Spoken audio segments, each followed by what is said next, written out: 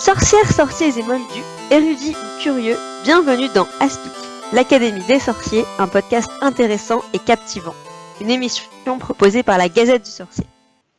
Bienvenue dans ce 8e épisode de l'Académie des sorciers. Je suis Alix. Et je suis Marjolaine. Et c'est le mois d'Halloween. Donc le moment idéal pour ressortir vos chaudrons et réviser votre matière préférée, j'en suis sûre, les potions. Et pour parler de potions, évidemment, comme on est dans l'Académie des sorciers, on va essayer de comprendre comment ça marche. Et on s'est dit que pour comprendre comment marchent les potions, il fallait se tourner vers la chimie. Et pour cela, on a un invité dont vous avez déjà entendu parler, puisqu'il s'agit de Benjamin alias Caligula, que l'on a l'occasion de remercier à tous les épisodes pour avoir réalisé nos génériques. Donc, on a l'occasion de le remercier en direct. De rien. Bonjour. Bonjour. Donc, Benjamin, est-ce que tu pourrais te présenter, peut-être nous donner les bases de ton identité magique, ta maison à Poudlard, ce genre de choses, et puis peut-être ton identité non magique, moldu, nomade, etc., qui te rendrait notre maître S-Potion pour cet épisode. Bon, c'est vrai que mes rapports avec Harry Potter, je les ai surtout connus, j'ai découvert avec le premier film, mais après j'ai surtout penché sur les livres, c'est ce qui m'a intéressé le plus. C'est pour ça que je suis plutôt penché à faire des analyses et des articles pour la réflexion tout autour. Après, concernant ma maison à Poudlard, je considère comme un serpentard. Ouh. Évidemment. Surprise pour parler de potions. Mais bon, on va dire une sorte d'hybride serpentard-sardaigle, parce que j'aime aussi tout ce qui a trait à la connaissance et la créativité, mais il y a quelque chose serpentard qui m'attire aussi. Je pense que c'est la combinaison. C'est la combinaison de maison idéale pour cet épisode, je pense. Serpentard-sardaigle. Voilà. Et bon, on va passer dans ma véritable identité. Donc, on va dire je suis pharmacien de formation. Pour faire simple, il y a 3 branches principales. Il y a les pharmaciens qui vont aller dans les pharmacies de ville, on appelle les officines. C'est-à-dire c'est eux qui ont les formations sur tout ce qui est les plantes, l'aromathérapie, la phytothérapie, les huiles essentielles, etc. Il y a les pharmaciens qui ont passé un concours et qui travaillent à l'hôpital, parce que quand même des pharmaciens à l'hôpital, c'est eux qui gardent tous les médicaments, tout ce qu'il y a derrière. Et il y a la branche dans laquelle je me suis orienté, ce qu'on appelait la pharmacie industrielle, mais qui en gros regroupe tous les pharmaciens qui n'ont fait ni officine ni à l'hôpital. Donc c'est extrêmement large. On va dire, moi, ma spécialité, c'est plus dans la recherche sur les médicaments et les dispositifs médicaux, et aussi un peu tout ce qui est la réglementation. Mais dans la formation de base, on a beaucoup de chimie, on a beaucoup de connaissances sur les médicaments. On va dire, contrairement aux médecins qui apprennent les maladies puis les médicaments pour les traiter, nous, on a le cheminement inverse. On voit toutes les classes de médicaments, on voit que chaque médicament, ça correspond à une grande famille qui se met dans une autre famille encore plus grande qui va avoir cet effet particulier. Et parallèlement, en pharmacie, on a aussi des cours de tout ce qui est zoologie, botanique, et ce qu'on appelle la pharmacognosie, qui est l'étude des éléments naturels qui vont donner des médicaments. Ça apprend comment on va prendre, par exemple, les feuilles de thé, comment on va prendre la caféine, la théobromine, qui sont ce qu'on va appeler les molécules actives, et comment on va mettre en forme ces molécules pour, par la suite, faire un médicament. D'accord. Et donc, par rapport à tout ça, petit aparté pour les auditrices et auditeurs, je pense que ni Alix ni moi ne sommes on n'est pas du tout spécialistes du sujet, donc contrairement à d'autres épisodes où on a... Il faut le demander, parce que ça peut sembler évident pour moi, mais... Mais voilà, donc contrairement peut-être à d'autres épisodes, on a fait un peu les malines à notre science et à étaler nos connaissances littéraires, historiques et compagnie. Là, on va être beaucoup plus dans au même niveau que ceux parmi vous qui se sont arrêtés à la chimie au lycée, et encore plus si comme nous ça remonte à plus de 10 ans. Oui. Donc, et du coup, mais je trouve ça génial, en fait, là, tout ce que tu nous décris. Pour faire le lien avec les potions, à ton avis, c'est toutes ces branches de la pharmacie, etc. Parce qu'en t'écoutant, on comprend bien qu'au final, potions, chimie, pharmacologie, tout ça, on a l'impression que ça se recoupe vachement parce que les usages des potions sont peut-être un peu plus larges que la médecine dans le monde des sorciers. Mais est-ce que tu penses qu'il y aurait est-ce que tu vois que dans le monde magique, il y aurait ces mêmes différences entre peut-être ceux qui s'occupent des recherches sur les potions, ceux qui s'occupent les apothicaires qui seraient peut-être l'équivalent des pharmaciens et ce genre d'équivalent dans le monde magique. Oui, bah après, je trouve un peu une limite des livres, c'est qu'on ne sait pas s'il y a beaucoup de recherches au niveau des potions. Bon, tout avec le département des mystères, ils font des recherches sur d'autres branches de la magie. Mais on ne sait pas trop au niveau des potions. Ah si, je pense la potion tue Louis, il me semble justement. Où il disait que c'est un usage assez récent, mais Oui, on a l'impression qu'il y a de la recherche encore en ouais, cours. il y a des fois des découvertes, mais c'est vrai que c'est dommage qu'on n'a pas plus d'informations dessus, mais on peut imaginer que oui, il y aurait des sorciers qui recherchent des propriétés. Enfin, je pense aussi à Albus Dumbledore qui est connu pour avoir trouvé les propriétés du sang de dragon. Peut-être qu'il y a d'autres sorciers qui cherchent les propriétés d'autres éléments magiques. Moi, ça me fait automatiquement penser à Rogue, ado, qui modifiait son livre de potions, parce que il était très doué, il avait une grande sensibilité pour ça, et du coup, il comprenait les mécanismes et comment améliorer les réactions. C'est magique, on pourra en revenir plus tard, mais bon, il y a plein de choses qui s'expliquent en disant juste c'est magique. Mais comme un peu évoqué dans l'article sur la chimie et les potions, il y a toujours moyen d'améliorer une recette déjà faite, d'avoir un meilleur rendement, que ce soit plus efficace, d'utiliser moins de matières premières. Donc oui, je pense que c'est tout à fait possible que Rogue, en connaissant certains mécanismes, si bon, ça devient un peu obscur parce que c'est magique, c'est possible de le faire, oui. Alors juste pour repréciser, parce qu'on l'a pas précisé au début, mais donc évidemment vous l'avez peut-être compris, mais Benjamin est aussi rédacteur sur la Gazette du Sorcier et a écrit quelques articles justement spécifiquement sur l'analyse des liens entre chimie, potions, sur les propriétés des plantes qu'on voit dans les... Oui, assez vite pour les potions, moi, avec certains arguments un peu de mauvaise foi, mais bon, en disant quand même que les profs de potions et les profs de chimie, c'est des gens particuliers. Oui, mais je pense que c'est, en tout cas en ce qui me concerne, c'est cet article-là qui m'a motivé qui m'a dit, ouais, il faut qu'on fasse un épisode d'Aspic là-dessus parce que il y a encore plus à creuser.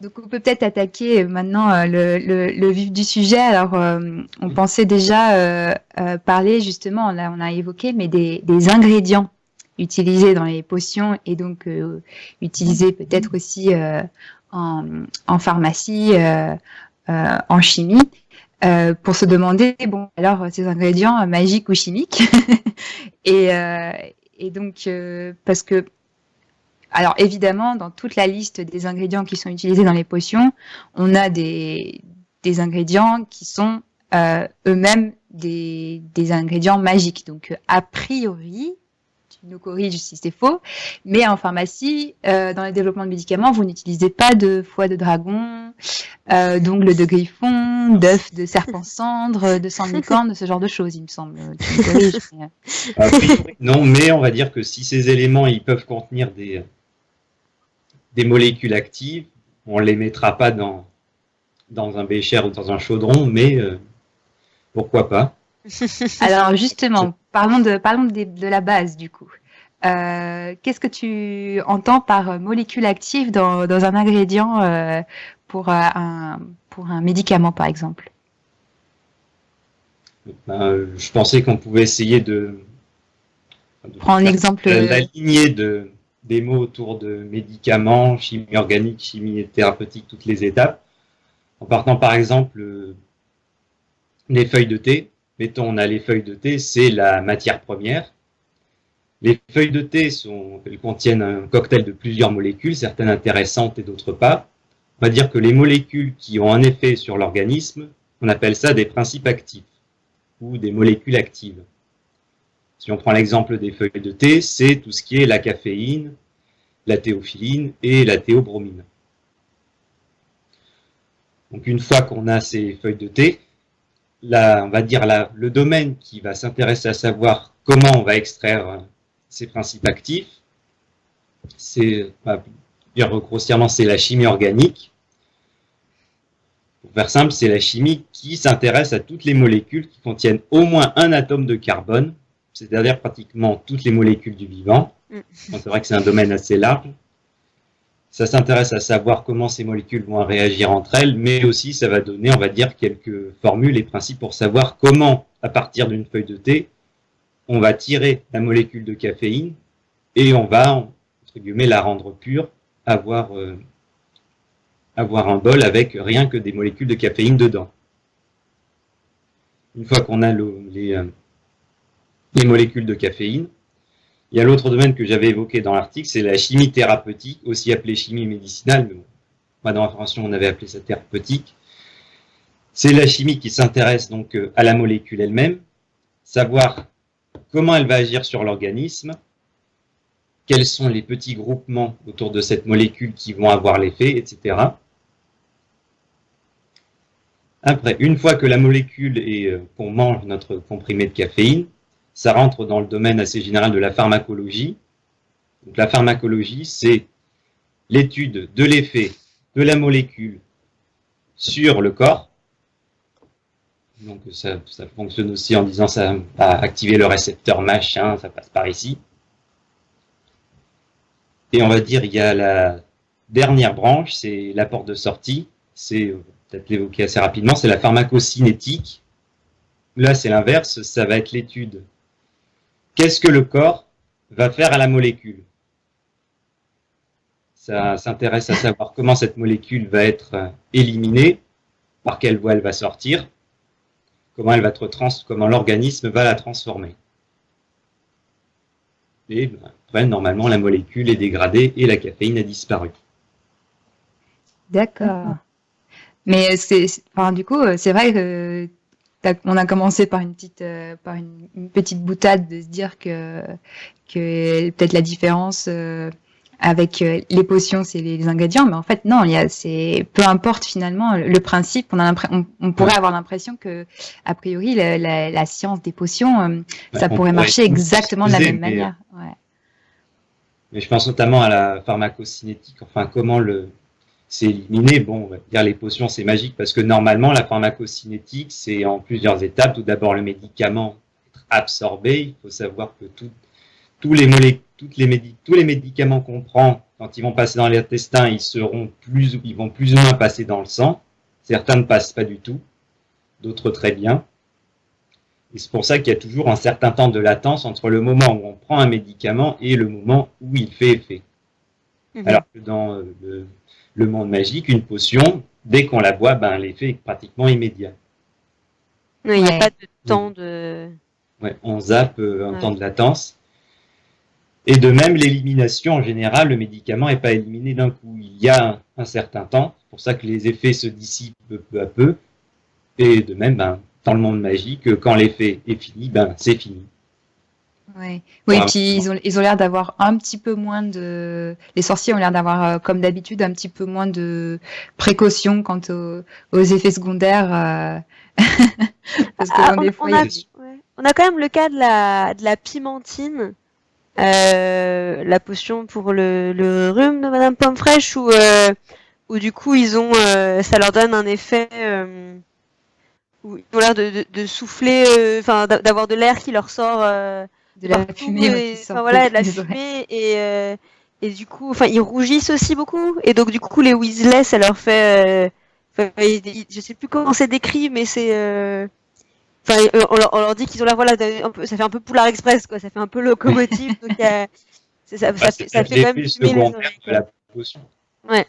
Parce que oui, bon, c'est vrai que si Caroline ne pouvait pas trop s'intéresser à ce domaine-là, mais bon, il faut savoir que les médicaments ont des interactions entre eux, c'est-à-dire que si on prend 2 médicaments en même temps, des fois, l'un va diminuer l'effet de l'autre, ils vont entrer en compétition, ou au contraire, ils vont tous les deux augmenter leur effet.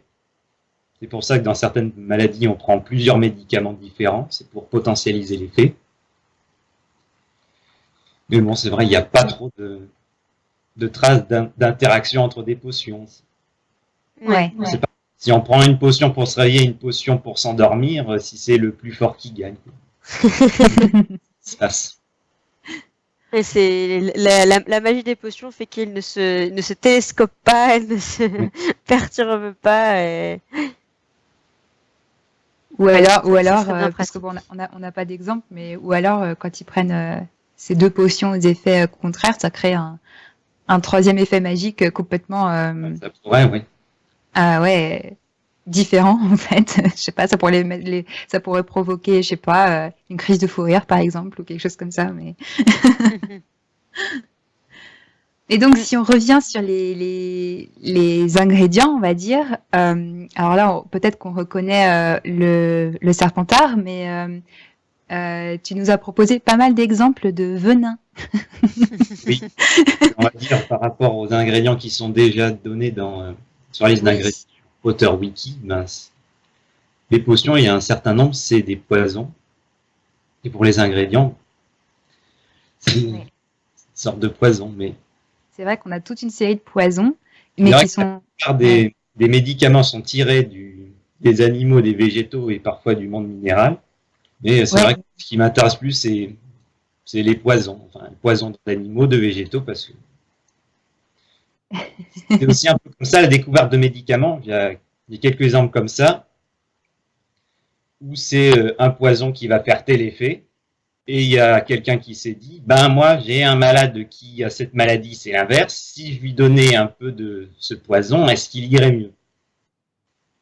Notamment par exemple le cas, j'aime bien cet exemple, c'est le gaz moutarde qui a été utilisé pendant la Première Guerre mondiale, dont les effets immédiats, ça provoque la mort, mais ils ont constaté que pour ceux qui étaient exposés à partir d'une certaine distance, les gens, ils avaient une diminution de leurs cellules sanguines, ils étaient en anémie, et il y a un médecin qui s'est dit, j'ai des patients qui ont un cancer du sang, qui au contraire ont trop de molécules sanguines, est-ce que je pourrais pas leur donner un peu de gaz moutarde pour les soigner? Bon, il y a eu plusieurs modifications qui se sont faites pour pas donner le gaz moutarde pur, mais c'était la base de la cancérologie. C'est comme ça qu'on a soigné les premiers cancers, notamment du sang, en donnant des dérivés du gaz moutarde. D'accord. Bon, c'est... Ça, par exemple, je ne savais pas. Et du coup, ça se rapproche un peu d'un système de vaccin où on t'injecte quelque chose. Enfin, techniquement, tu vas me corriger parce que je ne sais sans doute pas bien l'expliquer, mais on t'injecte une faible concentration de la maladie pour que ton corps la reconnaisse, mais du coup, c'est juste pas assez concentré pour t'attaquer, mais juste assez pour que ton corps puisse la combattre. C'est un peu comparable. On peut dire que c'est comparable, même si c'est quelques différences, parce que dans le cas des vaccins, on injecte la maladie qui va... des fois, même c'est même pas de la maladie, c'est des petits morceaux de la bactérie. Alors que dans le cas des médicaments, on recherche l'effet de la maladie. C'est comme si on injectait une maladie en disant que ça va soigner. C'est comme si on essayait de soigner la constipation en donnant le virus de la gastro un peu. Ouais. Oui, c'est plutôt de faire se confronter deux choses opposées. Donner un poison dans l'idée que ça va corriger une autre fonction. C'est un peu aussi le principe de base de l'homéopathie, sauf que l'idée de l'homéopathie, c'était de donner des doses infinitésimales d'un produit, et que c'est plus l'homéopathie qui se rapproche de la vaccination, si je ne me trompe pas.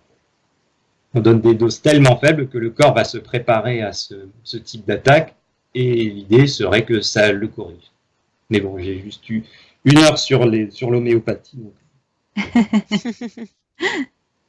Et donc, par exemple, si on vient dans les poisons à des exemples de venin d'animaux, et en particulier peut-être de serpents ou d'autres reptiles, est-ce que tu peux nous donner un exemple de venin. Là, je vois, tu nous parlais du venin du monstre de Gila, que je ne connaissais pas, et son utilisation contre le diabète. Est-ce que tu peux nous expliquer, C'est vrai que j'aime bien l'exemple des poisons d'animaux, mais on va dire en médecine, il n'y a pour l'instant pas trop d'utilité, même si j'ai trouvé un site qui montre, qui s'intéresse à ça et qui parle de quelques molécules prometteuses. Mais pour reprendre l'exemple du monstre de Gila, qui est un énorme lézard qui vit en Indonésie ou quelque chose comme ça, va dire ce venin, c'est un cocktail de molécules. Souvent les venins animaux et végétaux, c'est plein de molécules actives. Des fois qui ne servent pas à grand chose, des fois elles sont beaucoup trop toxiques, mais des fois il y a des molécules, c'est l'entre-deux. Et des fois ça a des effets un peu surprenants. Comme par exemple, donc, pour reprendre le monstre de Gila, son venin il contient une molécule qui s'appelle l'exénatide, mais pour la petite histoire, qui va se fixer sur des récepteurs à l'insuline qui dysfonctionnent dans le diabète. Et on a vu que cette molécule pouvait avoir un effet coupe-faim et permettrait de perdre du poids. Bon, pour l'instant, je crois que la molécule a été commercialisée, mais c'est réservé à des patients qui ont déjà eu plusieurs médicaments qui n'ont pas marché. Et aussi, on va dire, un autre problème des molécules récentes, c'est qu'on n'a pas trop d'idées de leur toxicité. C'est vrai que un autre domaine qui m'intéresse beaucoup, c'est la pharmacovigilance, c'est-à-dire l'étude des effets indésirables des médicaments et de leur toxicité. Et c'est vrai que plus un médicament est récent, et un peu paradoxalement, moins on sait de choses dessus. Même si on a fait beaucoup de recherches, on a fait beaucoup d'essais cliniques avec beaucoup de patients, on s'est beaucoup penché dessus. Au final, les molécules qu'on connaît le mieux, c'est les molécules qui sont vieilles. Donc on peut savoir si elles sont trop toxiques ou au contraire qu'elles sont plus intéressantes.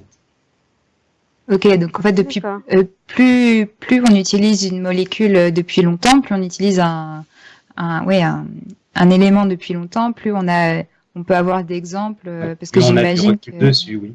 Parce que tu nous parlais en plus tout à l'heure de la branche qui étudie l'effet que l'organisme peut avoir sur la molécule. Ça, j'imagine que typiquement c'est quelque chose qui ne peut que s'enrichir par l'expérience en fait.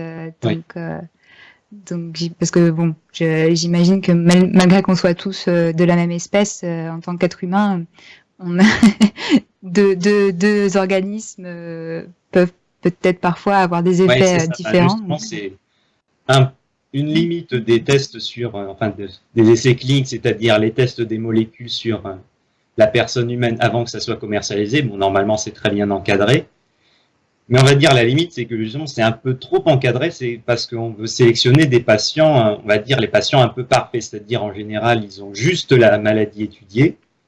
En général, ils sont, on va dire, pas trop vieux, ça dépend du type de maladie. Et en général, ils ont souvent une bonne hygiène de vie, on va dire, c'est les patients modèles. Sauf que dans la vraie vie, c'est pas comme ça. Souvent, les médicaments, ils sont pris par les personnes âgées, ils sont même parfois un peu trop même, ou même des patients qui ne respecteraient pas nécessairement les consignes de sécurité, qui prendraient le médicament une fois sur deux, ou qui parfois, ils ont un oubli, donc ils se disent du coup, je vais prendre 2 comprimés en un coup, ce qui parfois il ne faut pas faire. Donc c'est pour ça que quand on soumet le médicament à la vraie vie, on peut découvrir certains effets toxiques qu'on n'avait pas mis en évidence pendant les essais cliniques.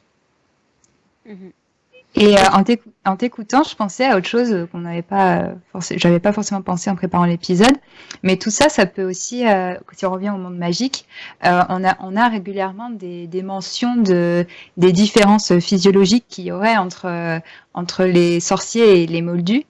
Et du coup, en t'écoutant, je me posais la question, mais justement, on est en train de parler de potions et de médicaments, etc.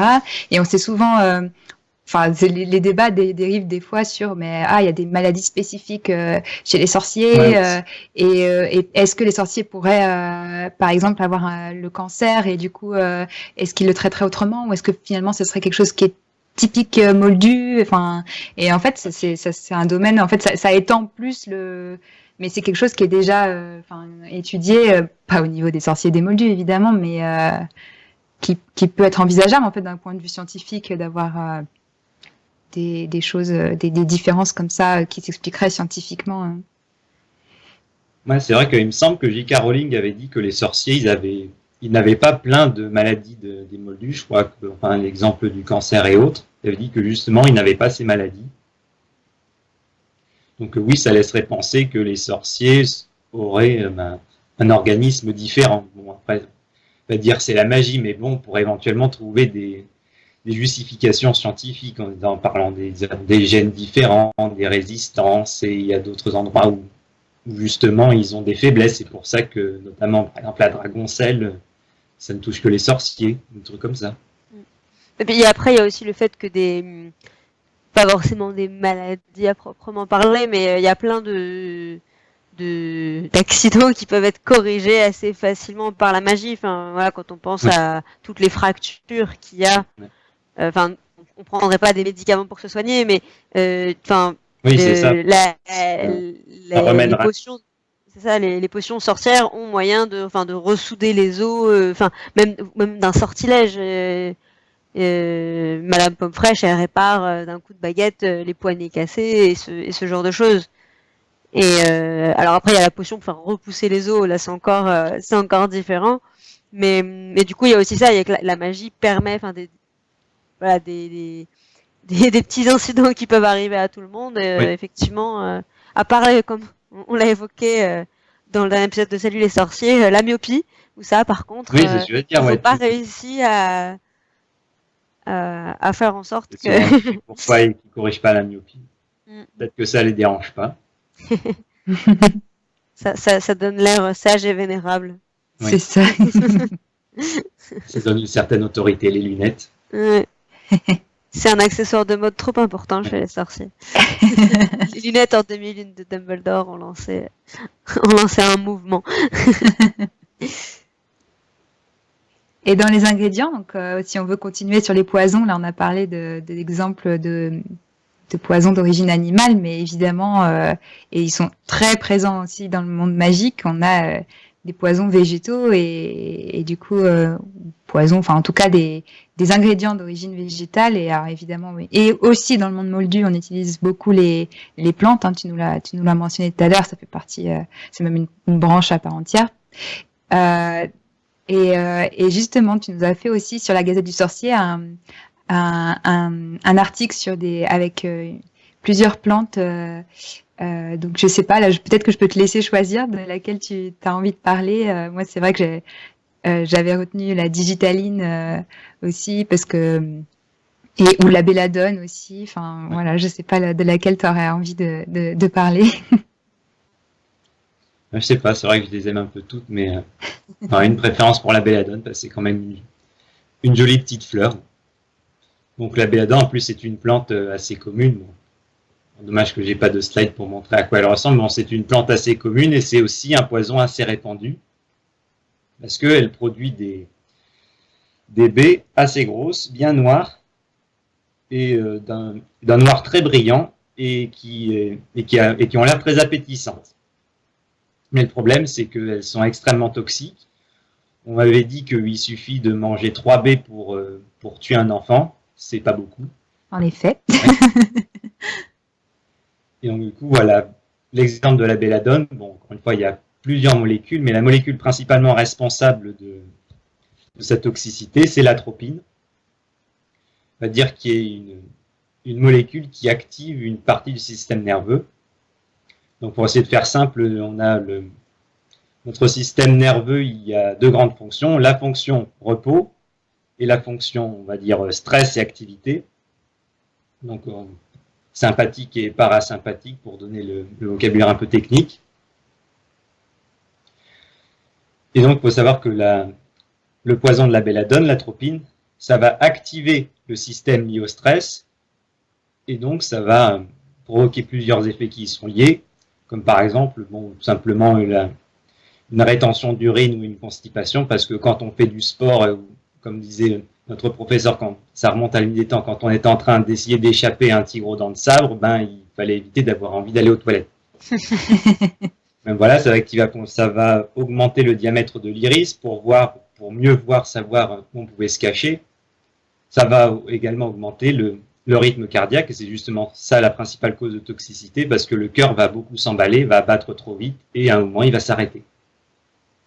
Et du coup, parce que dans Harry Potter, la belladone, c'est vraiment un ingrédient qui fait partie du kit de base des sorciers. En fait, enfin, il y a pas, j'ai pas retrouvé en cherchant, une potion spécifique pour laquelle c'était mentionné comme faisant partie de la composition. Mais il disait juste à un moment, je crois qu'il en a été fait mention, je crois que c'est en 4e année où justement Madame Weasley devait aller faire les courses pour. Oui, c'est ça. C'est que les garçons étaient à la Coupe du Monde de Quidditch, chemin de traverse, et je crois qu'il y avait notamment des ingrédients de potion, de l'essence de belladone, si je me trompe pas. Oui, c'est ça. Est-ce que ça fait vraiment en fait partie de leur kit de base d'ingrédients communs? Et donc du coup, ce que je me demandais, c'est, enfin, nous, dans notre monde moldu, à quoi, enfin, dans quel cas vraiment est-ce qu'elle est utilisée pour, voilà, est-ce qu'elle peut être utilisée pour quelque chose de positif qui pourrait expliquer que ce soit quelque chose de très commun, puisqu'en plus sur un poudlard on fait pas. Elle a deux principales utilisations, dont une beaucoup plus courante. Elle est très appréciée en ophtalmologie. Donc tout ce qui touche à l'œil, parce que du fait qu'elle va augmenter le diamètre de l'iris, ben, ça va permettre de mieux voir ce qu'il y a dans l'œil. Donc les ophtalmos, souvent, quand il faut mettre quelques gouttes dans l'œil, ben, le but c'est d'augmenter le diamètre de l'iris, c'est souvent de l'atropine, et ça va permettre de faire un meilleur examen. Et sa deuxième utilisation qui est un peu moins répandue, l'atropine peut être utilisée comme un antidote. Parce qu'on revient, comme on disait tout à l'heure, quand on a une fonction, enfin quand on a un dérèglement d'un côté, si on met un poison qui va faire l'inverse, ben ça va un peu équilibrer les choses. Donc par exemple dans certains cas où on a par exemple un cœur qui bat pas assez vite, on peut utiliser de l'atropine dans le cas de certaines intoxications, mais c'est juste en une fois pour rebooster un petit peu le cœur et équilibrer les charges. D'accord. Donc du coup, on peut plus imaginer que dans le cadre de Harry Potter, bon, l'aspect ophtalmologique, c'est peut-être pas trop ce qui les intéresse à Poudlard, a priori. Par contre, du coup, son rôle d'antidote, on peut imaginer que, c'est peut-être pas aussi efficace qu'un bézoard, mais ça permettrait peut-être d'équilibrer certains effets de potion, du coup. Ouais, c'est possible. Et justement, tu mentionnais dans ce même article une autre plante qu'on connaît bien dans le monde d'Harry Potter, puisque c'est le fameux Napel ou Tulou, qui est en fait l'aconite. Qui est un autre en plus. Waouh. Il aurait pu mettre 3 mots s'il avait envie. C'est que des noms vraiment classe. Mais tout ça pour un poison qui est quand même assez hardcore, on peut dire. Et où justement, d'après ce que tu nous transmettais, c'était aussi l'atropine, donc de la belladone, peut être aussi un antidote pour cette fameuse aconite. L'aconite, oui, qui est considérée comme la plante la plus toxique d'Europe. Donc, encore une fois, plein de poisons qui sont contenus, mais un de ces principaux, qu'on appelle l'aconitine, pour savoir d'où ça vient. Le principal antidote, on va utiliser l'atropine. Donc, mais l'aconite, du coup, était mentionnée par Rogue dans son tout premier cours. Mais je me souviens plus. Est-ce que du coup, on sait comment ils utilisent ce poison ou Parce que là, pour le coup, est-ce que l'aconite est utilisable en fait, ou est-ce que c'est juste un poison En médecine, il me semble que l'aconite a été utilisée il y a longtemps, mais on n'en a pas parlé dans les molécules à prendre, donc je pense que c'est abandonné, du moins en France. Je vérifie. En tout cas, dans Harry Potter, c'est vraiment juste mentionné au début quand, comme un poison, et on sait aussi que ça fait partie de la potion Tulou. C'est un des ingrédients de la potion Tulou. Elle s'appelle Tulou en fait, donc c'est ça. Hein. Oui, mais a priori, elle s'appelle aussi Tulou, mais elle fait partie de la composition de la potion Tulou pour les loups-garous, quoi. Mais ce qui serait logique, ce sera un petit clin d'œil. Mais on ne sait pas, peut-être que les potions dans le monde sorcier, c'est, on va dire, de la correspondance. C'est-à-dire, cette plante, elle s'appelle comme ça, elle ressemble un peu ressemble un peu à un museau de loup, on va l'utiliser dans une plante pour les loups-garous. C'est vrai que c'était un courant de médecine il y a quelques siècles. Je ne sais plus comment ça s'appelle, la théorie des ressemblances ou quelque chose comme ça. Où en fait, comme ils n'avaient aucune idée des médicaments utilisés, ils se disaient par exemple, ils voyaient, je crois que c'est le seul pleureur qui plonge ses branches dans l'eau, ils se sont dit ça peut-être que le seul pleureur, c'est un remède efficace contre les rhumatismes et la goutte.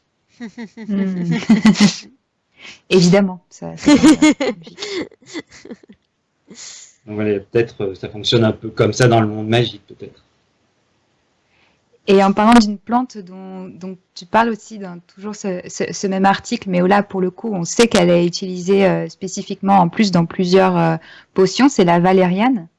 Et je trouvais que c'était un exemple intéressant parce qu'en plus, elle est utilisée dans le monde moldu aussi. Alors, tu disais pas forcément...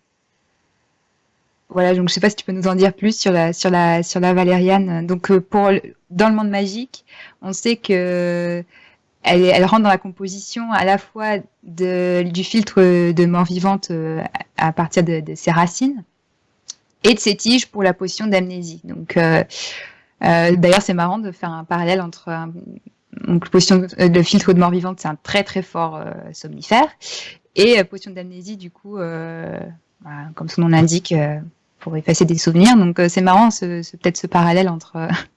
Et dans Wizards Unite, c'est un ingrédient du filtre d'apathie aussi. Ah.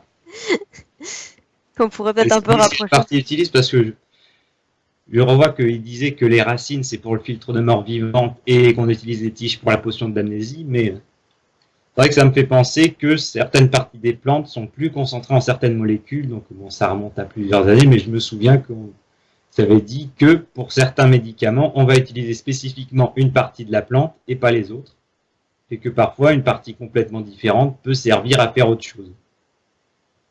Ah ouais. Voilà, peut-être que c'est un peu le cas pour la valériane en potion, les plantes, les racines seraient plus efficaces pour le filtre de mort vivante, et les tiges pour la potion d'amnésie. Après, encore une fois, il y a peut-être un parallèle encore, on va dire, physique, où voilà, les racines par rapport au sommeil, à la mort vivante, etc. Et puis les tiges par rapport à la tête, à l'esprit, potion d'amnésie. Peut-être qu'il y a un petit jeu aussi là-dessus. C'est possible. Mais donc, à quoi ça sert la valériane dans notre monde, du coup?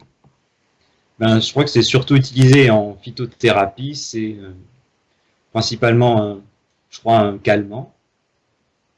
Ce qui colle avec l'usage en potion, du coup. Il me semble que c'est utilisé pour l'endormissement. Je crois avoir vu au supermarché des tisanes de valériane pour s'endormir. On va rentrer dans la tisane Bonne Nuit, je ne sais pas quelle marque. Bon, c'est vrai, il y a plusieurs plantes qui sont utilisées pour l'apaisement, l'endormissement.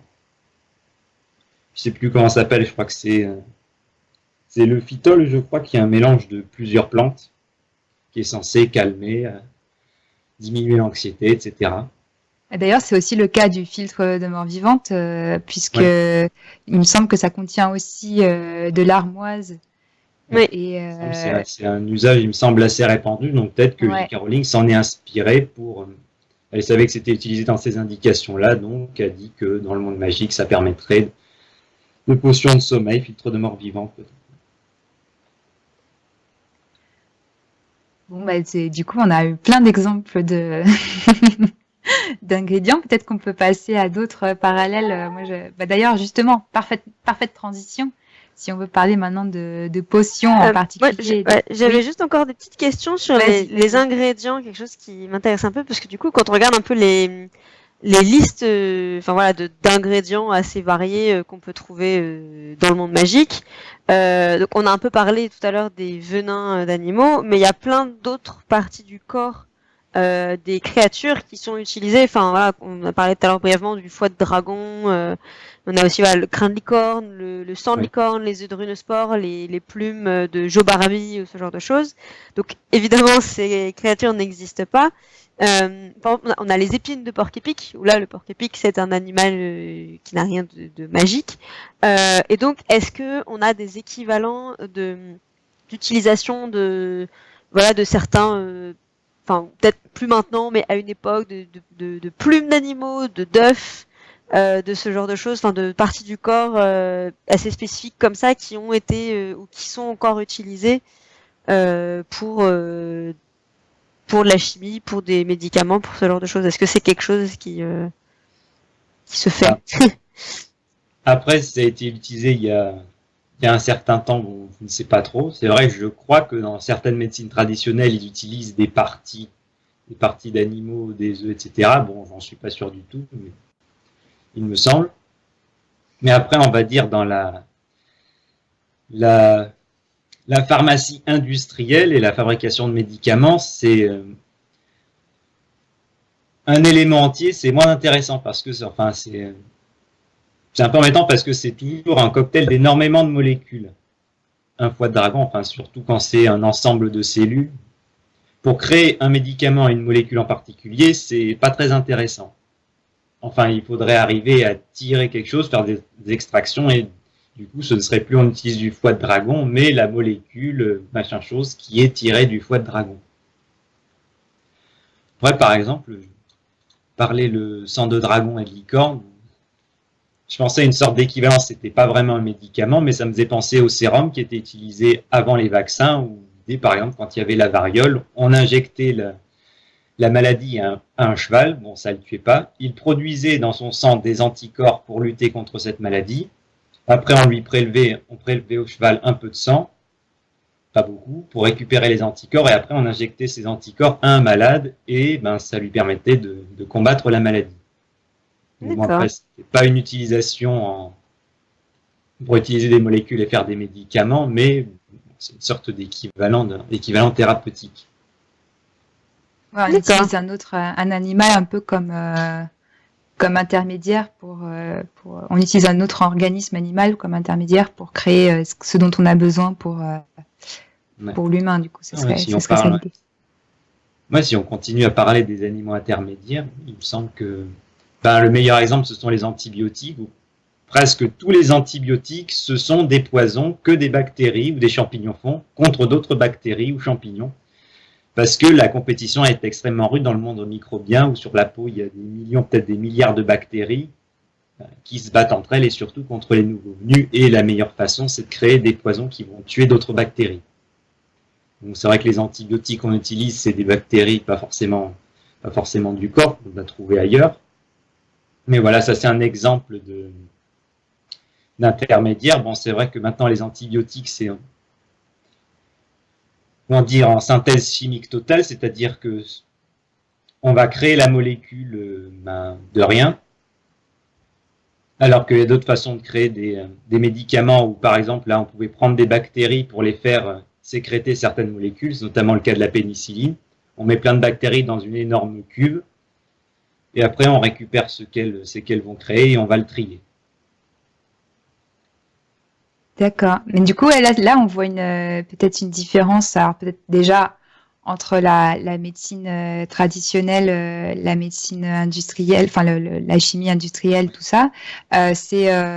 Et du coup aussi le parallèle avec le monde magique, c'est que dans le monde magique, là, tu l'as bien dit, on utilise en fait, comme dans la médecine traditionnelle, des éléments déjà complexes, en fait. Des éléments entiers, mais du coup qui contiennent plein de choses différentes.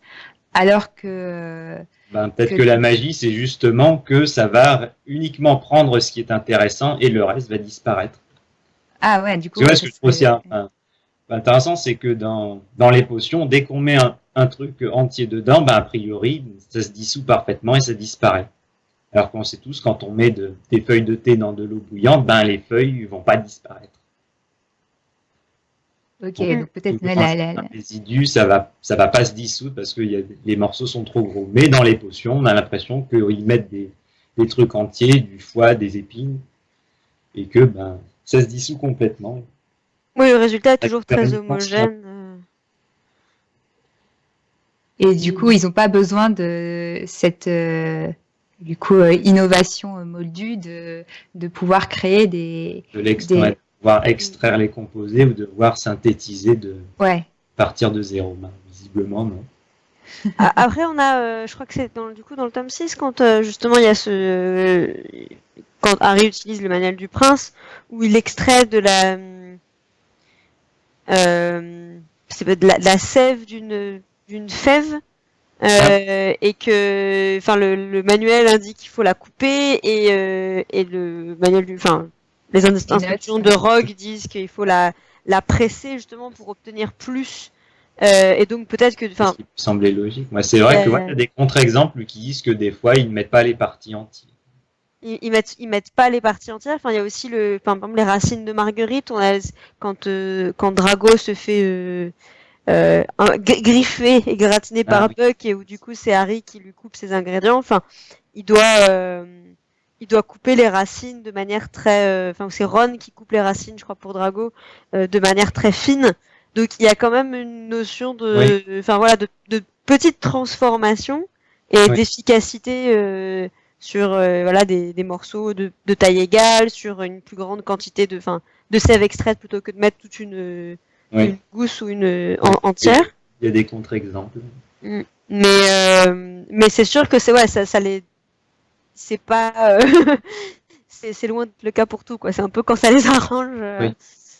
Oui, il y a en fait, on a l'impression qu'il y a une partie importante de l'art des potions, c'est tous ces protocoles que j'imagine existent aussi en chimie, mais toutes ces étapes très précises il faut, mais du coup qui par le filtre du monde magique, c'est transformé en quelque chose d'un peu rigolo, quoi, mais il faut tourner un certain nombre de tours d'un côté, et puis un tour de l'autre, et puis il faut bien respecter un ordre ou un truc comme ça, comme des recettes de cuisine, mais en version un peu plus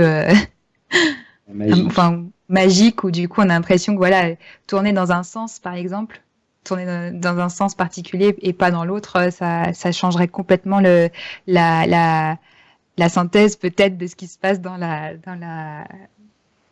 chaudron. Donc je sais pas s'il y a un équivalent en potion. Équivalent, parce que en chimie, quand j'essayais d'extraire et de synthétiser un composé, tu touilles dans n'importe quel sens. Dans n'importe quel sens. En général, c'est le nom me revient pas. Voilà, un agitateur magnétique. Voilà une espèce de petit truc forme ovale qu'on plonge dans le bécher ou le récipient qui contient notre solution. On le met sur un agitateur magnétique, on tourne le bouton et ça va tourner tout seul. Il n'y a pas vraiment de sens prédéfini. Mais c'est vrai que le fait de remuer, c'est très important. Quand même. Du coup, pour avoir quelque chose, du coup, pour éviter les... C'est très important en chimie, surtout dans le monde, dans la recherche médicale, parce qu'on peut trouver un composé, une molécule qui va avoir un effet super contre une maladie, mais si quand on met cette poudre dans une solution, ça forme un caillou, il faut laisser tomber. Ou alors il faut trouver des moyens de la solubiliser.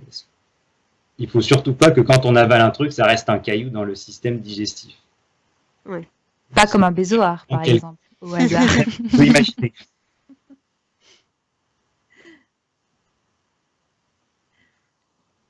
Je ne sais pas si on passe peut-être à des exemples de potions. Alors, on a déjà parlé des potions de sommeil, je sais pas, ou des potions hypnotiques. Donc, je ne sais pas si on revient là-dessus, parce que tu avais plus de détails à nous donner. Parce que c'est vrai qu'on a évoqué la valériane dans les remèdes pour dormir, mais on va dire que ça c'est plutôt de la phytothérapie. Et l'industrie chimique a développé des molécules qui sont totalement nouvelles, ça n'existe pas dans la nature, qui justement agissent qui font les fameux somnifères. Donc on va dire que globalement il y a deux grandes familles, mais bon, on va s'intéresser à une seule d'entre elles parce qu'elle a toutes les parts de marché pratiquement. C'est une grande famille chimique qu'on appelle les benzodiazépines. Le nom, ça veut dire quelque chose en chimie, mais bon, c'est vrai que c'est un peu barbare. C'est tous les noms de médicaments qui finissent en am ou en zépam, diazépam, alprazolam. Et après, il y a leurs deux petits cousins qui sont proches, qui sont donc je sais plus le nom commercial, le noctamide, je crois. Enfin bon, c'est la zolpidem et la zopiclone, donc qui sont des dérivés. Ils ont quand même des noms marrants, hein, les trucs chimiques, hein, je dois dire. Ben, normalement, si le nom est bien choisi, ça permet de se faire une idée de sa structure globale. Ben, c'est vrai qu'on n'a pas encore eu le temps de l'évoquer rapidement, mais les médicaments, comme il y en a énormément, pour les classifier, les chercheurs ont l'idée de dire le médicament qui appartient à telle classe thérapeutique, on va lui donner le même suffixe.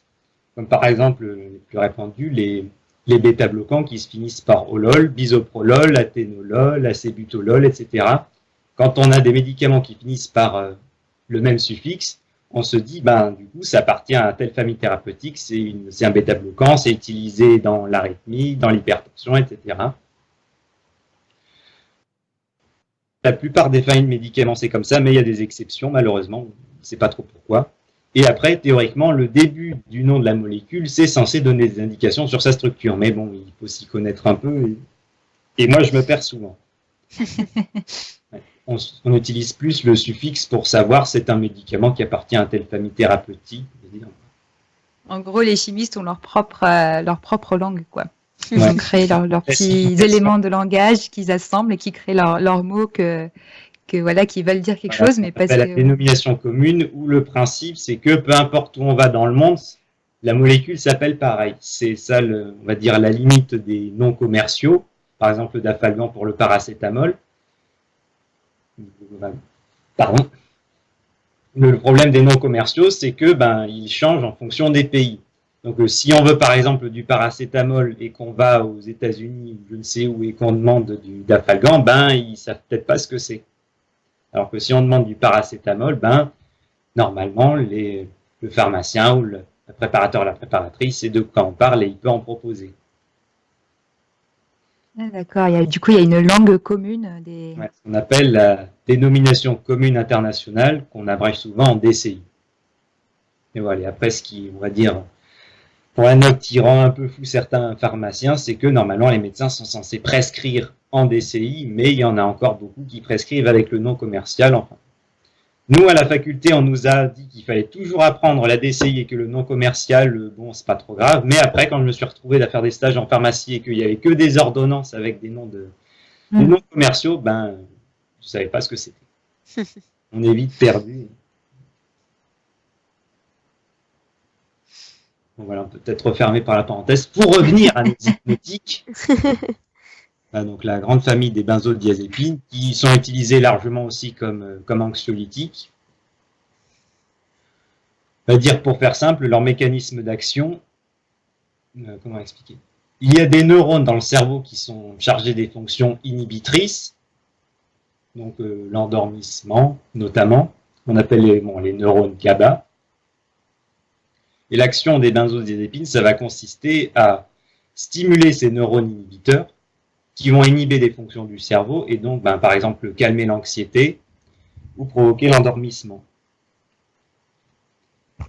Et donc, pour l'anecdote, l'alcool, il va agir aussi sur ces récepteurs, ce qui explique que chez certaines personnes, l'alcool, son effet principal, ça fait dormir.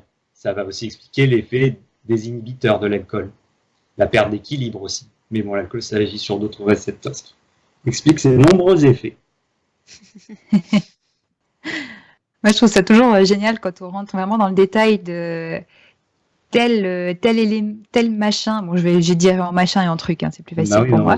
Mais tel machin a un effet sur tel truc dans le cerveau ou tel bidule dans le corps. En fait, expliquer comme ça, on se dit, mais enfin c'est génial, mais en même temps, quand on y repense, on se dit mais en quoi la magie est vraiment différente en fait, parce que du coup c'est juste je pense que je sais pas si on l'a déjà dit dans le podcast, mais c'est ça la science et la magie au final, quand on va dans le détail de comment ça marche, des fois la science c'est juste de la magie qu'on essaye de décrypter, quoi. Donc oui. on a un autre exemple de potion qui pourrait avoir des équivalents dans le monde moldu, c'est la potion d'aiguise méninge, parce que Du coup, on suppose que là, on en a dans l'inverse, en fait, finalement, des potions de sommeil, etc. C'est plutôt des stimulants. Donc, et d'ailleurs, on a le détail des ingrédients de la potion aiguise méninge, ce qui n'est pas le cas pour toutes les potions. Mais on sait que c'est à base de scarabée pilé, de racines de gingembre coupées et de billes de tatou. Donc, peut-être que tu vas pouvoir nous dire s'il y a des parallèles dans ces ingrédients avec... C'est vrai que pour le scarabée, trop. Le gingembre coupé, c'est vrai quand j'avais vu pour la première fois, j'avais pensé au ginseng, où là, ça aurait des propriétés sur la cognition, ça aiderait la mémoire, ça stimulerait un petit peu. C'est plutôt utilisé en phytothérapie. Malheureusement, on n'a pas encore réussi à démontrer un réel effet du ginseng. Mais du coup, le gingembre, je sais pas du tout. C'est vrai que je sais pas ses utilisations en médecine naturelle. Et pour la bile de tatou, c'est un mystère de molécules. Mais alors du coup, qu'est-ce qu'on utilise dans le monde moldu comme équivalent pour la potion d'aiguise méninge? Je pense que ceux qui s'en rapprocheraient le plus seraient les amphétamines et les dérivés qui ont été faits au cours du temps. Donc bon, les amphétamines, pour ceux qui ne le sauraient éventuellement pas, ce sont des molécules qui ont été mises au point il y a quelques décennies. Ce sont de puissants psychostimulants. Ça permet de se maintenir éveillé. Ça supprime la sensation de fatigue. Ça permet de faire plein de choses pendant très longtemps. Je crois que j'en suis pas sûr, mais ils ont été utilisés largement pendant la Seconde Guerre mondiale, où aussi bien les Allemands que les Américains étaient gavés d'amphétamines pour aller au combat et ne jamais dormir. Mais ça a par la suite été assez largement utilisé, jusqu'à ce qu'on se rende compte que ça avait des effets secondaires un peu embêtants, comme ça perturbait pas mal au niveau psychiatrique. Il y avait des personnes qui sombraient en dépression, des suicides. Aussi du fait que ça rendait hyper énergique, ça a augmenté aussi beaucoup l'agressivité et les caractères irascibles, ce qui pouvait, un peu comme l'alcool, les gens se mettaient à faire des choses qu'ils pouvaient regretter par la suite. Et ça diminuait, ça supprimait la sensation de fatigue, mais la fatigue était toujours là, ce qui fait que les gens ils continuaient à faire du sport, faire des activités intenses sans ressentir la fatigue, et des fois ils tombaient raides. Du coup, les amphétamines ont été interdites, même si elles sont encore utilisées comme drogue au marché noir. Même si je déconseillerais d'en prendre parce que de ce qu'on m'a dit, les amphétamines qu'on trouve sont généralement coupées avec des cochonneries encore pires, donc ne serait-ce que pour ça, c'est un peu la cocaïne du pauvre, on m'a dit ça. Mais pas d'inquiétude, les amphétamines existent encore sur le marché, plus ou moins, mais sous forme déguisée. Il y en a encore pas mal aux États-Unis. Et une qui est très largement utilisée, c'est... Alors, le nom en dénomination commune internationale, c'est le méthylphénidate, qui est plus connu sous le nom de Ritaline. Peut-être qu'il y en a qui connaissent, il y a un épisode de South Park qui a été fait dessus. C'est un médicament qu'on donne aux enfants hyperactifs. On pourrait penser que les amphétamines, ça va surexciter, mais la formulation de ce médicament va faire qu'au contraire, ça va permettre d'augmenter la concentration, de diminuer l'excitation et que ça va favoriser la mémoire. L'effet secondaire, ça rend un peu les gens stone. Mais...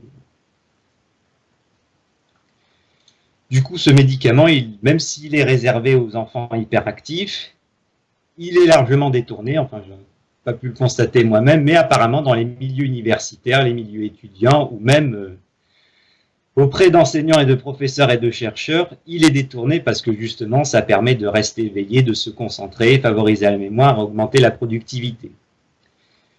Mais bon, pour vous déconseiller, je lis quelques effets indésirables que j'ai notés. Par exemple, ça donne nervosité, insomnie, agressivité, maux de tête, augmentation de rythme cardiaque, troubles psychiatriques divers et variés, comme je l'ai cité précédemment. Bon, ça peut rendre dépressif, suicidaire, un peu trop agressif, etc. Oui, ça vaut peut-être pas la peine du coup, si c'est juste pour réviser les examens. Et justement, ça, on va dire, ça tombe bien parce que, on va dire, un autre dérivé amphétaminique un des derniers qui était sur le marché en Europe et en France, c'est ni plus ni moins que le Mediator, de Benfluorex de son petit nom, qui du coup, comme on le sait, il a été retiré du marché parce qu'il provoquait des problèmes au niveau des valves cardiaques, mais il a aussi provoqué quelques suicides chez des patients diabétiques. Enfin, pour ceux qui ne sauraient pas, le Mediator, il a été utilisé principalement, il était destiné aux patients diabétiques à utiliser comme coupe-faim. Sauf que bon, les coupe-faim en général, ils sont utilisés en usage détourné par les personnes qui veulent maigrir. Du coup, il avait tendance à être prescrit à peu près n'importe qui. Donc du coup, ça provoquait des problèmes, on a dit de valve cardiaque, mais je crois qu'il y avait aussi pas mal de problèmes de suicide. Mais bon, comme il y a d'autres médicaments qui provoquent ce genre de problème, on ne s'en est pas inquiété tout d'abord. On se dit, tant que ça ne dépasse pas un certain taux, on ne va pas lancer d'alerte. Et voilà, donc, et le Mediator et le procès vient de commencer cette semaine. Et donc on est dans l'actualité. Ouais, c'est dans l'actualité. C'est pas ce que ça va donner, mais moi, à mon avis, le procès risque de s'étendre sur plusieurs mois, voire peut-être une année, si ce n'est plus. Donc voilà, et on revient à notre potion aiguise ménage qui, son effet semble indiquer que justement, ça augmente la mémoire, la productivité. Alors, je ne sais pas si on connaît des effets secondaires à la potion aiguise ménage, mais... c'est vrai que j'ai l'impression que les potions, soit c'est un effet, il n'y a que l'effet destiné à la potion. Enfin, c'est vrai que j'arrive. Ah bah oui. Non, tout à l'heure on parlait de l'effet de... La pimentine. Ouais, de la pimentine. Ouais. A priori, tout ce qui était... plutôt, soit une potion c'est un effet bénéfique, soit c'est un poison. Ouais. A priori, tout ce qui était précisé en plus sur la potion aiguise ménage, c'est que elle permet aussi d'éviter le sort de confusion. Donc là, du coup, c'est intéressant. Je crois que c'était l'antidote de la potion d'endormissement. Parce que du coup, on a une potion qui neutralise un sortilège. Ah oui, quand on prend une potion qui a un effet, puis une potion qui a un effet inverse, ben, les effets s'annulent en fait. C'est l'antidote. Mais là, du coup, comme c'est un sortilège de confusion, du coup, c'est intéressant d'avoir une potion qui neutralise un sort. Donc, voilà, que deux formes magiques très différentes. Ben, les potions sont peut-être juste des sortilèges, mais mis en flacon. Mettre la gloire en bouteille. Mettre la mort dans un flacon. Il est la grandeur. Je me suis toujours demandé ce discours d'introduction de Rogue, mettre la gloire en bouteille. C'est comme... Ouais. C'est juste non pas au Félix Félicis. Ah oui, c'est vrai. Alors justement, Félix Félicis, est-ce que notre maître en chimie pourrait nous en fabriquer, parce que ce serait quand même bien utile. Tu saurais comment nous faire un Félix Félicis avec des moyens moldus? Ça prend un peu de temps, je pense. Comment on attire la chance chimiquement? C'est ça la question.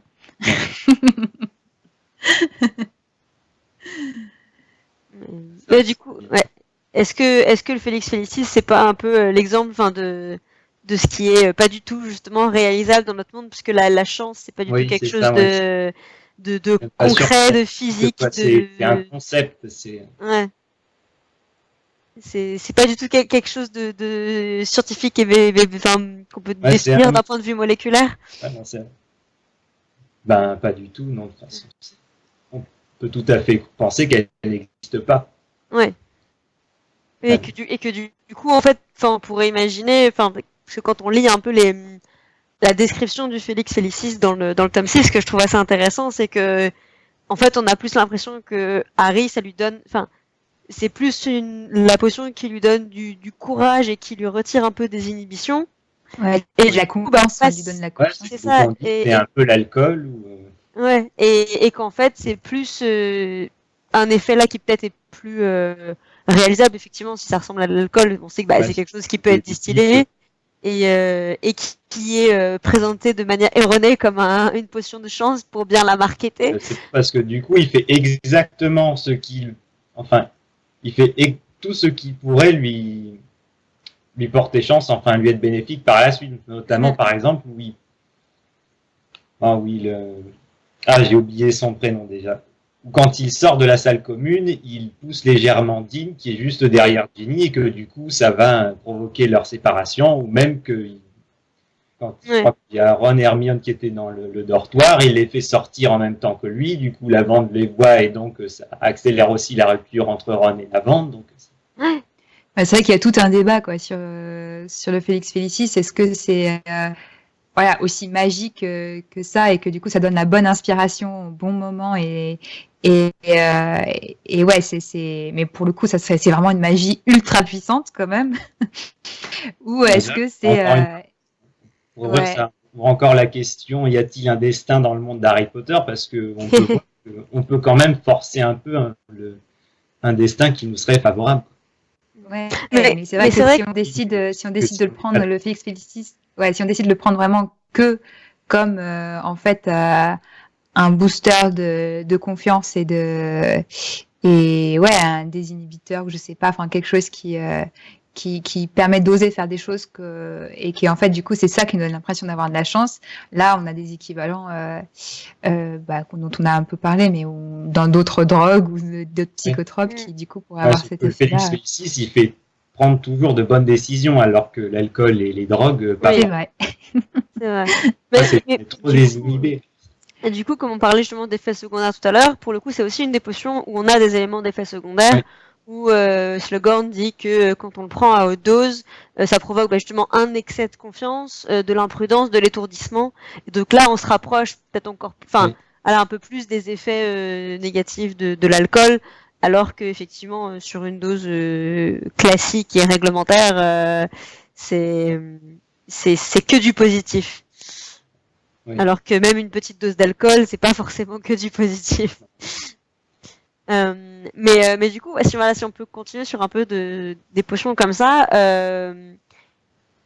autre type de potion, on a brièvement parlé tout à l'heure du poussos.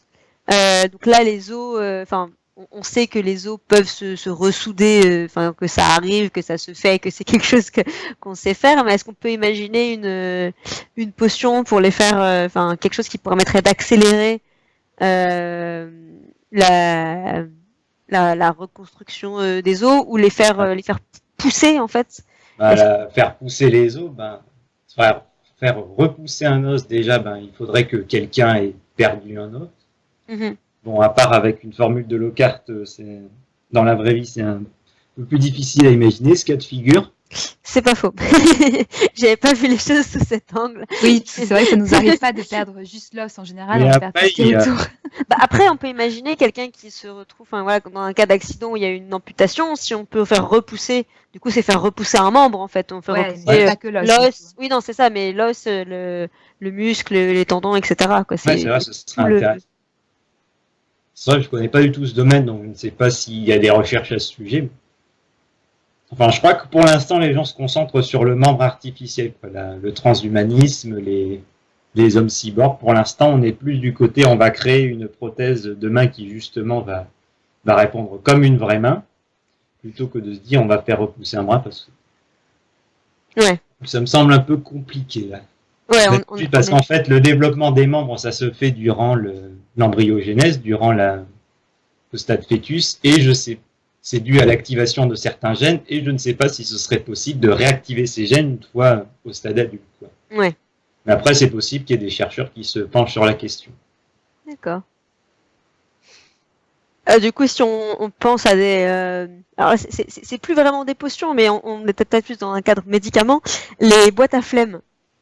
Là où, ça se rapproche plus, c'est du coup, ces petites pastilles, c'est des comprimés, qui font vomir ou qui donnent la nausée et qui guérissent à faire, non? mais surtout qui guérissent tout de suite en fait. Je trouve que c'est ça qui est assez intéressant, c'est sur l'immédiateté où tout de suite ça te fait vomir, parce que c'est vraiment l'idée de sauter les cours. Donc est-ce que ça c'est quelque chose qui peut se rapprocher de là encore, c'est un peu magique, comme on disait tout à l'heure, quand on prend la potion, le comprimé, l'effet est immédiat, mais après, pour des symptômes comme vomir, je sais par exemple pour le mal des transports, ou certains cas, on met des petits patchs sous l'oreille où on prend des comprimés. Après, je pense peut-être que ce serait jouable avec certains composés assez forts qu'on donnerait par voie sanguine, enfin un stylo ou même une injection, mais bon, c'est un peu fort pour juste arrêter de vomir là tout de suite. Ouais. C'est peut-être faisable, mais pour à ma connaissance, non. D'accord. Ça n'existe pas. Et du coup, pareil pour les autres types de boîtes à flemme, style le berlingot de fièvre, le nougat en sang, ça serait quelque chose qui ferait saigner du nez automatiquement et qui pourrait arrêter. Est-ce que c'est quelque chose En général, voilà. Ouais, donc, par exemple, les anticoagulants, bon, le problème de prendre un médicament qui fasse une forte anticoagulation tout de suite, je crois que c'est pas encore. Ça n'existe pas encore. Enfin, il y a une anticoagulation rapide avec des médicaments assez récents, mais bon, je pense que ça s'étale sur quelques heures, voire quelques jours. Mais après, stopper une coagulation, bon, à part donner des facteurs de coagulation assez rapidement, mais avec potentiellement des effets indésirables. D'accord. Ouais, c'est vrai que c'est assez. J'aime aussi l'exemple des anticoagulants parce que c'est encore un exemple de quelque chose qui était à la base un poison et quelqu'un s'est dit je vais l'utiliser. Parce qu'à la base, le premier anticoagulant créé, il s'appelle la warfarine et c'est un composant de la mort au rat. Waouh. Voilà, c'est très sympathique. On donne les rats qui sont empoisonnés, ils meurent d'AVC ou d'hémorragie importante. Et Voilà. Et quelqu'un s'est dit, j'ai des patients qui justement, ils coagulent trop, ou alors ils ont mis en évidence que si, notamment après des attaques cardiaques, si on mettait des patients sous anticoagulants, enfin, quand ils ont eu une embolie pulmonaire ou un petit caillot qui s'est formé dans le poumon, dans le cœur ou dans le cerveau, si on leur donne un truc qui empêche la coagulation, ils vivent plus longtemps. D'accord. Donc voilà, fallait avoir que quelqu'un ait l'idée de se dire ce poison il fait ça, j'ai des malades qui ont ce problème, et si j'essayais de leur en donner. Mais après, c'est poison. Du coup, dans le genre de choses peut-être qu'on aimerait beaucoup avoir aussi nous dans notre monde, la potion de ratatinage, il y a l'effet faire rétrécir des objets ou des personnes, ça c'est une chose, mais ce qui est intéressant, c'est l'exemple qu'on voit avec Rogue, c'est il inverse le vieillissement en fait, parce il le teste sur Trevor, qui repasse au stade de tétard. Et donc, est-ce que ralentir et du coup potentiellement inverser un processus de vieillissement, c'est quelque chose qui est faisable. Enfin, par exemple, il y a des plantes un peu régénératrices, ce genre de choses. Est-ce que c'est quelque chose qui est potentiellement envisageable? C'est à y réfléchir, mais bon, évidemment, il y a plein de chercheurs qui se penchent dessus parce que celui qui trouvera la recette, il deviendra riche dans les consommations. Mais on va dire que pour l'instant, les principales limites à stopper le vieillissement, c'est que nos cellules sont toutes programmées pour mourir. Nous avons tous, enfin, c'est comme une bombe à retardement. Nous sommes génétiquement, il y a quelque chose qui dit à un moment, la cellule doit arrêter de fonctionner, elle doit disparaître. Donc c'est pour ça, c'est une des limites du vieillissement, et c'est sur cet aspect-là que les chercheurs se penchent, c'est est-ce qu'on ne pourrait pas ralentir cet effet-là. Mais il y a une autre possibilité où là aussi il y a beaucoup de recherches et pour l'instant pas des résultats, enfin pas de cas pratiques. C'est l'idée des cellules souches où il y a beaucoup d'organismes, enfin beaucoup d'organes dans notre corps qui se régénèrent. Bon, l'exemple le plus parlant, c'est le foie. Il y a les cellules souches où ce sont des cellules dormantes qui, lorsque les cellules plus vieilles meurent, les cellules souches vont évoluer, vont se différencier et vont les remplacer. Les exemples les plus parlants, c'est le foie qui se régénère, mais aussi les cellules sanguines, où à la base, c'est dans la moelle osseuse, dans notre fémur, dans notre sternum, où il y a toutes les cellules sanguines qui vont progressivement évoluer pour remplacer notamment les globules rouges qui ont une durée de vie assez limitée. Donc, et j'imagine c'est le même principe, par exemple, qui nous permet de faire un don de sang et de régénérer notre sang quand on... Ouais, c'est pour ça que quand on perd un peu de sang, c'est pas trop grave parce qu'il va se régénérer. C'est quand la perte est trop importante où là c'est beaucoup plus embêtant parce que les organes ne sont plus irrigués, mais voilà, la prise de sang, c'est normalement un geste tout à fait bénin et qui ne va pas provoquer de problème tant qu'on ne fait pas d'activité trop intense par la suite, parce que le sang il se régénère automatiquement grâce au foie, grâce à la moelle osseuse. Et pratiquement tous nos organes, ils possèdent des cellules souches. Le cerveau, on va dire les neurones, pendant longtemps, on pensait qu'ils n'avaient pas de cellules souches, mais je crois qu'on a commencé à découvrir qu'il y aurait potentiellement des neurones qui remplaceraient les anciens. Mais je pense que c'est assez récent et je ne vais pas trop m'aventurer là-dedans. Et voilà, l'idée d'autres chercheurs serait de prendre des cellules souches pour pouvoir remplacer des organes plus vieux.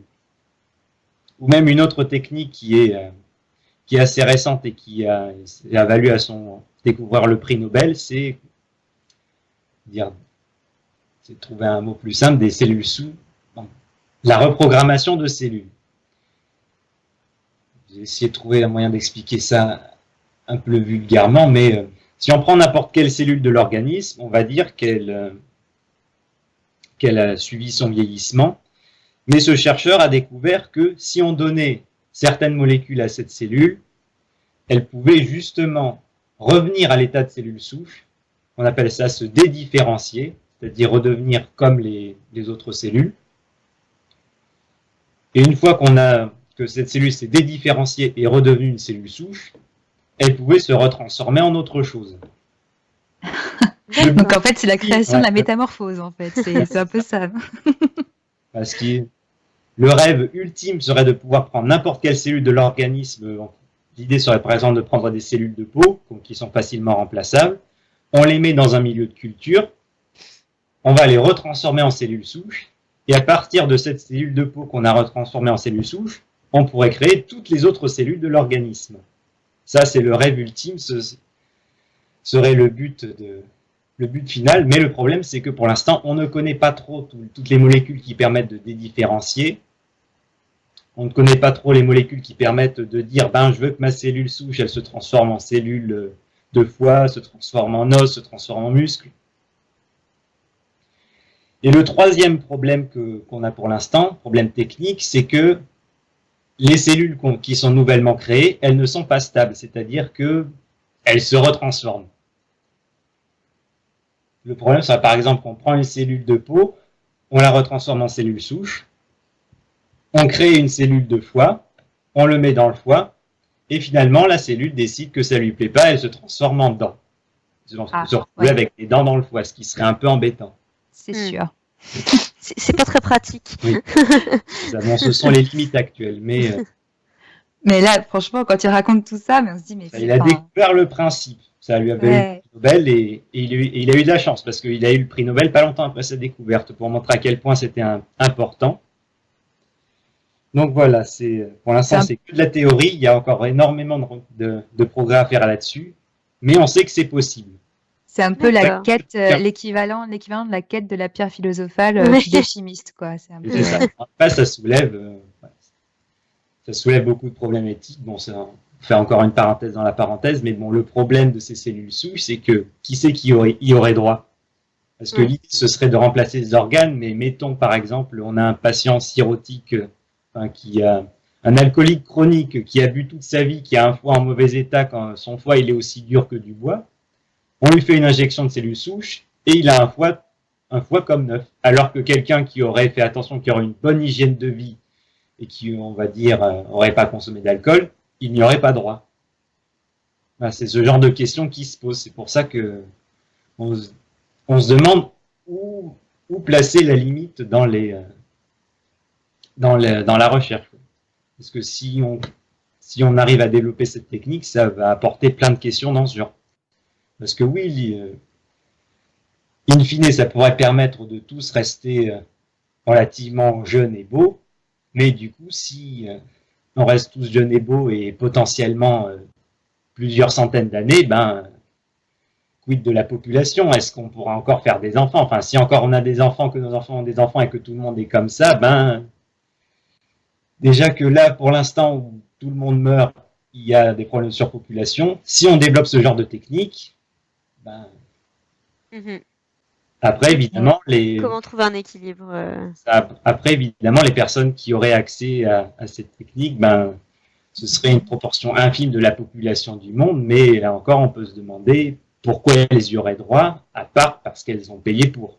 Mhm. Ça pose beaucoup de questions éthiques. Ouais, c'est là, ça intéressant, ouvrirait. il faut quand même pas perdre de vue où est-ce que ça peut nous mener, parce qu'il y a beaucoup de dérives possibles pour beaucoup de techniques.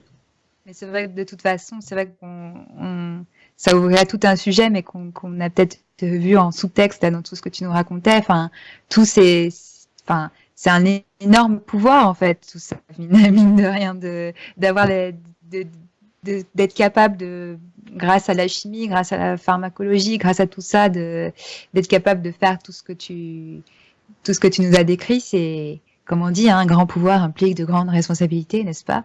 Donc, il y a un peu ce vertige de waouh, qu'est-ce que. C'est ça, oui. Mais d'un autre côté, si on développe ce genre de thérapie, c'est la solution parfaite à tout un tas de maladies intraitables jusqu'à présent. C'est la solution à Parkinson, à Alzheimer, enfin toutes les maladies neurodégénératives où pour l'instant on est un peu dans l'impasse. Enfin, il y a quelques pistes qui sont un peu prometteuses, mais la recherche s'est beaucoup ralentie depuis quelques années, on trouve plus grand-chose. Donc si on arrive à développer ça, ce serait la solution toute trouvée. Oui. J'ai dit aussi pour les maladies, pour le foie cirrhotique, ça permettait de remplacer, ce serait la solution s'il y a l'insuffisance rénale, l'insuffisance cardiaque, avoir un nouveau cœur, avoir de nouveaux vaisseaux. Eh bien. Bah, du coup, après, peut-être que le pendant un peu de ça, c'est la potion de vieillesse que font, enfin, de manière un petit peu ratée, les jumeaux Weasley dans la coupe de feu. Alors bon, là, on a moins de détails sur, a priori, le temps, la durée d'efficacité. Alors après, c'est vrai que techniquement, la potion de ratatinage, on sait qu'en tout cas, il y a un antidote puisque Rogue annule l'effet et redonne à Trevor sa taille adulte. Mais a priori, c'est pas la même potion. Mais du coup, est-ce que au contraire, le processus inverse, est-ce que accélérer le vieillissement, peut-être enfin, je suppose qu'on pourrait aussi y trouver peut-être des intérêts. Enfin, est-ce que c'est quelque chose qui est plus réalisable qu'au contraire que de le ralentir? Ben déjà, on va dire c'est pas au niveau médicament, mais un vieillissement accéléré, bon à moindre échelle, mais on sait que c'est possible, enfin notamment quand on voit les différences entre les classes sociales, un ouvrier qui travaille dans des conditions difficiles et un cadre supérieur qui reste dans un bureau, quand on regarde ces personnes à 50 ans, ils n'ont pas du tout le même physique, ils n'ont pas du tout le même état de santé, et il y en a un qui vivra plus longtemps que l'autre, dire les choses comme elles sont. Donc c'est vieillir plus vite, c'est possible, mais on va dire c'est pas à cause de médicaments ou de processus, c'est lié à l'environnement. Donc on sait que c'est possible de vieillir plus vite. Mais après, d'autres applications plus pratiques. Ouais, j'ai du mal à imaginer en quoi ça pourrait être intéressant. Peut-être qu'il y a quelque chose qui m'échappe, mais c'est vrai que dans quel contexte faire vieillir des cellules, ça serait intéressant. L'inverse, on veut retarder le vieillissement au maximum. Donc, ouais. Enfin, bon, là, du coup, on est peut-être moins dans le vieillissement. Enfin, faut vraiment me corriger si je me trompe, mais il me semble qu'il y a des fois des problèmes d'hormones au niveau de la puberté, par exemple des pubertés qui se déclenchent pas. Est-ce que du coup, voilà, ça pourrait, c'est une forme de vieillissement dans le sens où ça te fait, ça déclenche quelque chose. Je ne m'intéresse pas au sujet, donc je ne sais pas si c'est possible, mais je pense qu'il doit y avoir au moins des traitements, peut-être ne serait-ce qu'en donnant des hormones, on va dire artificielles pendant un certain temps pour peut-être déclencher la puberté, ça doit être possible. Mais après, c'est pas c'est pas un vieillissement proprement parlé. Ouais, c'est plutôt déclencher un développement. Ouais, c'est vrai que les hormones accélérer à la maturité, au développement, donc peut-être que on pourrait dire certains traitements, notamment hormonaux, c'est un peu pour le vieillissement. Mais c'est vrai que sinon, je ne vois pas trop d'applications pratiques. Ok, bon. Je pense qu'on a un peu fait le tour de ces potions, enfin là comme ça. Oui, on pourrait toujours continuer, mais c'est. Mais ça donne un peu une idée, Ouais, on a abordé plein de choses différentes et ça a permis de personnellement d'apprendre plein de choses. Ouais. Et ouais, c'est comme je disais, c'est vraiment ça. Je trouve que ça, en plus de prendre tout ça d'une manière un peu décalée, en même temps autant sérieuse que décalée, je trouve que ça redonne en fait un petit côté magique finalement à des choses quotidiennes, mais qu'on comprend pas forcément comment ça marche. Et du coup, et je trouve que on pourrait dire comprendre comment ça marche, ça pourrait le rendre plus barbant, mais en fait non, je trouve que c'est l'inverse. C'est dire mais waouh, on se doute pas de toute la machinerie qui se passe entre les cellules, entre les machins, les principes actifs, les trucs et tout. C'est assez vertigineux, et assez. Merci d'avoir partagé tout ça parce que c'est. Je sais pas s'il y avait autre chose. Enfin, j'ai vu que tu avais noté quelque chose sur la question gestion de risque aussi. Je sais pas si tu voulais en parler un peu pour terminer là-dessus ou sur la gestion du Assez risque des rapidement, on potions. l'avait évoqué assez vite, mais bon, comme dans beaucoup d'autres domaines, les sorciers ne prennent pas beaucoup de mesures de sécurité, à part Petit Blanc en peau de dragon et les cache-oreilles en herbologie. Mais je crois avoir lu quelque part que les potions pourraient avoir un effet même sans être bu, je crois. Mais que du coup, ça pose des questions par rapport au fait que ils ont leur chaudron, ils respirent des vapeurs de potions, mais visiblement, ça n'a pas d'effet. Ils prennent pas de mesures de sécurité.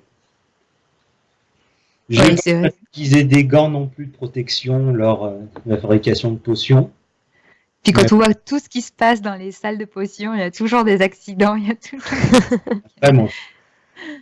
Ça fera l'objet d'un autre épisode, mais bon, la gestion du risque chez les sorciers, on peut se dire que quand on se sent capable de tout réparer, de soigner toutes les affections, sauf la myopie, peut-être que Je crois que c'est un peu un thème récurrent dans nos épisodes. Là, on est au 8e épisode et on a 2 thèmes qui reviennent très régulièrement. C'est ce rapport au risque et ce rapport au risque et ce rapport à la morale qui semble, je trouve qu'on dessine petit à petit une espèce de culture sorcière qui pose question. c'est ça. c'est ça, tout le monde en parle, mais bon, on peut revenir aussi la législation. Il y a juste les 3 sortilèges interdits, alors qu'il y a une myriade d'autres sortilèges qui pourraient être très facilement détournés à des fins criminelles. Et là, Ils on vous apprennent à renvoie à faire- l'épisode, ça doit être l'épisode 6, je pense. 5 sur le droit. 5, Ouais. 5, ouais, tout à fait. Mais les potions, justement, enfin, il y a très peu de choses qui sont dites sur l'interdiction des potions. Enfin, voilà, on n'a pas parlé du polynectar comme potion, mais voilà, sur la législation, morale. ça s'appelle le Félix Félicis, où c'est interdit en compétition. Bon, Mm. comme les produits dopants, j'ai envie de dire, qui sont aussi interdits dans des compétitions. Le polynectar, on ne sait pas s'il y a de la législation dessus, mais on peut penser peut-être que oui, quand même. Ce serait bien. Le Veritaserum aussi, peut-être. On a vu qu'il... Ça, j'ai l'impression que c'est juste pour un côté technique qu'il l'utilisait pas lors de procès, mais j'ai vu une explication comme quoi c'est un peu comme le sortilège de Imperium, on peut résister, donc ça sert à rien de donner un suspect du Veritaserum parce qu'il peut mentir quand même. Oui, il peut s'en protéger. Ouais. Ouais, évidemment, on a parlé aussi des filtres d'amour dans nos précédents épisodes, mais c'est vrai qu'il y a tellement de potions qui posent soit des problèmes, on parlait d'usurpation d'identité, ou de retirer le libre arbitre, c'est quand Et même. ça, on ne sait pas si Rowling l'a fait volontairement pour Ouais. montrer toutes les dérives ou Ouais, c'est un mélange des s'en deux. est Il y a pas un... occupé parce qu'il y avait sans doute d'autres choses. Je devais se centrer sur autre chose, mais c'est vrai que ça donne une image pas tout à fait reluisante du monde des sorciers, quoi, qu'on a tendance à idéaliser un peu. Ouais, je pense qu'on en a déjà parlé, mais il y a les deux, quoi. Il y a le côté un peu rigolo, et au fil des livres, on se rend compte, mais attends, il y a un problème avec ça, en fait. Mais elle nous le glisse quand même. Enfin, c'est vrai que elle introduit au fur et à mesure des choses qui paraissent anodines au début et puis qui finalement accompagnent aussi la noirceur et les problématiques politiques. Donc et les potions en font évidemment partie puisqu'on parle au début de choses un peu même si on parle tout de suite à la manière de Rogue, de choses grandiloquentes et voilà, c'est quand même quelque chose de rigolo de faire des potions dans un chaudron, et puis au bout d'un moment on se dit mais mince, il y a quand même des trucs ultra puissants et du coup comme on disait des progrès scientifiques. Quand on voit les choses comme ça a l'air extraordinaire et on pense à tout ce qu'on pourra faire avec, mais quand on y réfléchit, on voit que peut y avoir des côtés négatifs et il y a pas mal de dérives. On en a parlé assez rapidement, ça, des cellules souches et des dérives que ça pourrait causer, mais si on revient un peu plus tôt dans l'épisode, si on revient du côté des drogues, les amphétamines et tout, à la base c'était utilisé comme médicament, les gens trouvaient ça formidable, ils en prenaient des cuillères et des cuillères, et puis finalement, c'était pas mal de drogues, à la base c'était des médicaments. Ils ont été dérivés. Et ne serait-ce que l'héroïne et ses dérivés, à la base, c'est de la morphine qui est utilisée comme antidouleur et qui, elle aussi, est malheureusement pas mal détournée. Donc voilà, peut-être une sorte de miroir du monde magique par rapport au nôtre. C'est ça. Donc, message de santé publique de la part d'Aspic. Les enfants, méfiez-vous des drogues. Sauf si vous les synthétisez vous-même et que vous savez ce qu'il y a dedans. C'est un peu compliqué. Parce que je vous préviens tout de suite que les matières premières sont assez réglementées. Si on voit que vous avez acheté ça sur le site, sur des sites de produits chimiques, vous aurez peut-être des visites pour demander pourquoi vous avez acheté tous ces produits en particulier alors qu'on sait qu'ils rentrent dans la synthèse des amphétamines. Donc ce n'est pas une pratique qu'on encourage. Voilà. mais par contre, on encourage à être curieux, à se renseigner, parce que plus on en sait, plus on peut faire des choix aussi. Donc c'est super d'avoir des personnes comme toi pour nous éclairer sur ces choses-là. Bon, du coup, je pense qu'on va pouvoir boucler ici. Du coup, je pense que ce qu'on peut retenir, c'est que on a vu les sorciers font un peu n'importe nawak comme ils veulent, mais voilà, on a un système qui est extrêmement simplifié au niveau de les pratiques, des potions et tout le côté du soin chez les sorciers. Enfin voilà, on n'a pas de question de devoir extraire des principes actifs. On n'a pas de question de devoir se protéger de vapeur. On n'a pas tout paraît très l'effet est immédiat. Le résultat est assez, l'antidote est aussi immédiat que le poison. Oui, la magie très pratique. La magie fait raccourci, permet de avoir un raccourci, voilà. Quoi. Mais ce qu'il y a derrière, on a l'impression quand même que malgré les raccourcis de la magie, le fonctionnement, on retrouve quand même beaucoup de similitudes avec le fonctionnement chimique de notre monde, quoi. Donc ça permet d'éclairer un peu ce qui se passe dans la cuisine du chaudron. Donc c'est voilà. Donc on espère que vous avez aimé cet épisode. Passez un bon Halloween. Ne mangez pas trop de bonbons. On n'a pas détaillé la composition des bonbons dans cet épisode, mais je pense que ce serait peut-être pas très très appétissant. Vous pouvez contacter l'émission à rédaction@gazette-du-sorcier.com, sur Facebook l'Académie des Sorciers, Twitter aspic_GDS. Vous pouvez retrouver tous les épisodes sur iTunes et sur SoundCloud, donc c'est les podcasts de la Gazette du Sorcier, et aussi sur la chaîne YouTube en différé de la Gazette du Sorcier. Donc un grand merci du coup Benjamin de t'être joint à nous pour cet épisode. C'était vraiment très chouette, donc j'espère que tu as passé un bon moment sur cet épisode. Merci. S'il y a des petits passages, je vous conseille évidemment de vous tourner vers la pharmacie. Si vous êtes intéressé, si vous avez fait passer pensez faire médecine plutôt pour le côté scientifique et apprentissage, connaissance sur le corps humain et tous les mécanismes, je vous conseille de faire plutôt pharmacie que médecine parce que c'est un domaine qui est beaucoup plus large que la médecine. Il y a beaucoup plus de terrain, de thérapeutique, de domaines. En pharmacie, on a des études de botanique, de zoologie, on a des mathématiques, des statistiques, en plus bien sûr de la chimie, de la connaissance des médicaments, de la physiologie. Voilà. Donc on espère encourager des vocations Voilà, d'auditrices évidemment et que auditeurs. je chapelle. Mais tu as raison. Tu as raison. Le recrutement a commencé. S'ils s'intéressent, s'ils veulent savoir comment ça fonctionne au niveau moléculaire et plus connaître les plantes, les principes actifs et tout, de plutôt s'orienter vers la pharmacie. Plus, ouais, c'est vrai que les modalités vont changer. A priori, d'ici 2020, ce sera plus sur numerus clausus, donc vous avez potentiellement plus de chances d'aller en pharmacie.